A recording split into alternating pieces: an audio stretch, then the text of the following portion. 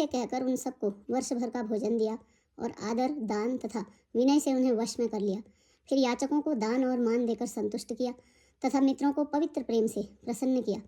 फिर दास दासियों को बुलाकर उन्हें गुरुजी को सौंपकर हाथ जोड़कर बोले, हे गुसाई, इन सब की माता पिता के समान सार संभार करते रहिएगा।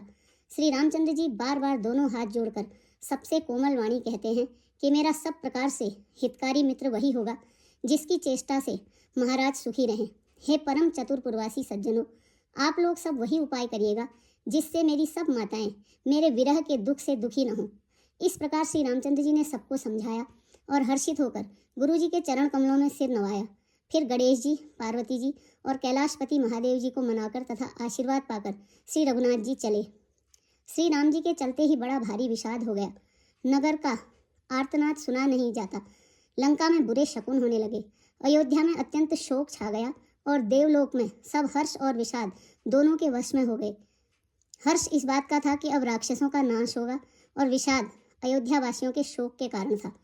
मूर्छा दूर हुई तब राजा जागे और सुमंत्र को बुलाकर ऐसा कहने लगे, श्री राम वन को चले गए पर मेरे प्राण नहीं जा रहे हैं। न जाने ये किस सुख के लिए शरीर में टिक रहे हैं। इससे अधिक बलवती और कौन सी व्यथा होगी जिस दुख को पाकर प्राण शरीर को छोड़ेंगे। फिर धीरज धरकर राजा ने कहा, हे सखा, तुम रथ लेकर श्री राम जी के साथ जाओ। अत्यंत सुकुमार दोनों कुमारों और सुकुमारी जानकी को रथ में चढ़ाकर वन दिखलाकर 4 दिन के बाद लौट आना। यदि धैर्यवान दोनों भाई न लौटे, क्योंकि श्री रघुनाथ जी प्रण के सच्चे और दृढ़ता से नियम का पालन करने वाले हैं, तो तुम हाथ जोड़कर विनती करना कि हे प्रभु, जनक कुमारी सीता जी को लौटा दीजिए।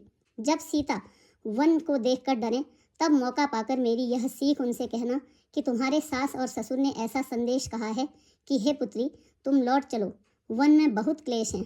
कभी माता पिता के घर, कभी ससुराल, जहाँ तुम्हारी इच्छा हो वहीं रहना। इस प्रकार तुम बहुत से उपाय करना। यदि सीता जी लौट आई तो मेरे प्राणों को सहारा हो जाएगा, नहीं तो अंत में मेरा मरण ही होगा। विधाता के विपरीत होने पर कुछ वश नहीं चलता। राम, लक्ष्मण और सीता को लाकर दिखाओ। ऐसा कहकर राजा मूर्छित होकर पृथ्वी पर गिर पड़े।